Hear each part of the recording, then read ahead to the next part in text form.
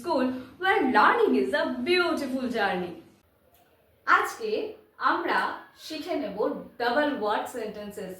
দাঁড়াও double word sentences. আচ্ছা ma'am, কয়েকটা ক্লাস আগে আপনি এটা করেছিলেন না?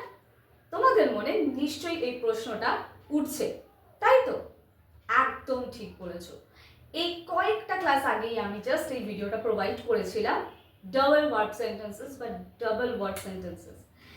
এবার তোমরা বলবে যে ম্যাম, তাহলে আজকের ক্লাসে আপনি সেম সেন্টেন্সেস কেন লিখেছেন, মানে এরকম ডাবল ওয়ার্ড দিয়ে সেন্টেন্সেস কেন লিখেছেন? বলে আজকে তোমরা দেখতে পাচ্ছ, আজকে আমরা শুরু করতে চলেছি একটা প্র্যাকটিস ক্লাস। এর আগের ভিডিওতেই আমি বলেছিলাম যে যদি তোমাদের কোথাও আটকায় সেজন্য আমি প্র্যাকটিস ক্লাস দিয়ে দেবো।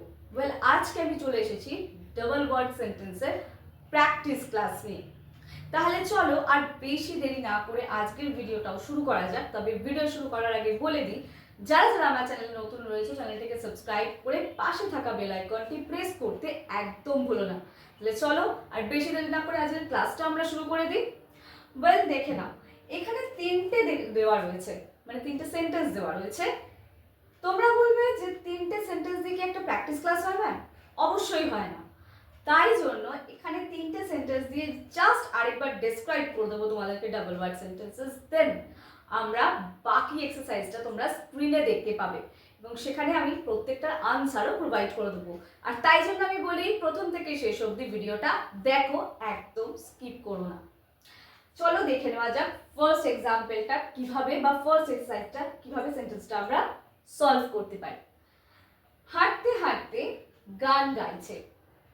তোমরা দেখতে পাচ্ছ হাঁটা একটা ওয়ার্ড এবং সেটা আমি ডাবল ভাবে বাংলায় ব্যবহার করেছি, হাঁটতে হাঁটতে।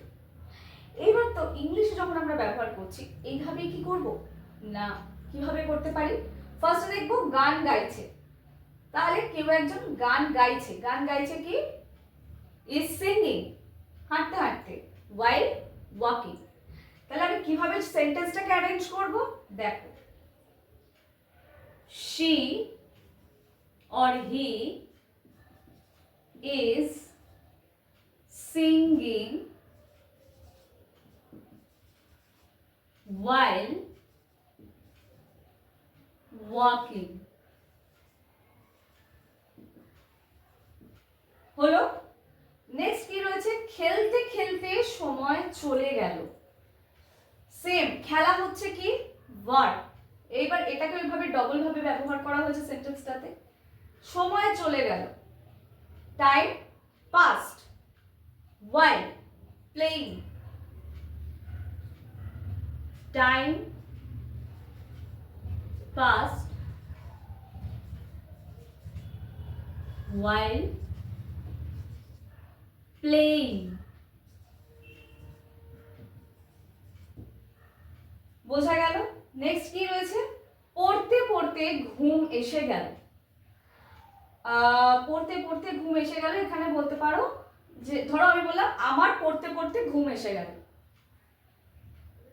I felt sleepy, ঘুম এসে গেল ইংলিশ কি? felt sleepy while studying, পড়তে পড়তে, studying, পড়ছিলাম তখন। I felt sleepy while studying।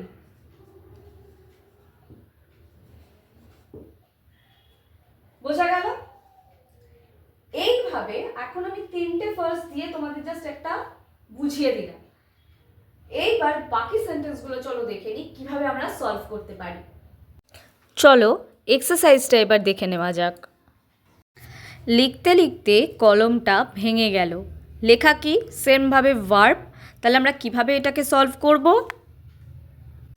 The pen broke while writing. দেখতে দেখতে সিনেমাটা শেষ হয়ে গেল। The movie ended while watching. খেতে খেতে কথা বলবে না। এটার ইংলিশ কি হবে? Don't talk while eating. Next, সে দৌড়াতে দৌড়াতে ক্লান্ত হয়ে পড়ল। He became tired while running. শুনতে শুনতে সে সব কিছুই বুঝে গেল। ইংলিশে he understood everything while listening. এইবার তোমাদের কাজ, তোমাদেরকে সলভ করতে হবে এই দুটো কোয়েশ্চেন আর জানাতে হবে কমেন্ট সেকশানে এর আনসার কী হবে। সঠিক হলে বা ভুল হলে আমি কারেকশন করে দেবো। ওয়েল, তাহলে আজকের মতন এই পর্যন্তই। দেখা হচ্ছে আবার পরবর্তী ভিডিওতে। ততক্ষণের জন্য ইংলিশ প্র্যাকটিস করতে থাকো and let me no in the comment section যে আজকের ভিডিওটা তোমাদের জন্য কতটা হেল্পফুল হতে চলেছে বা কতটা হেল্পফুল হলো।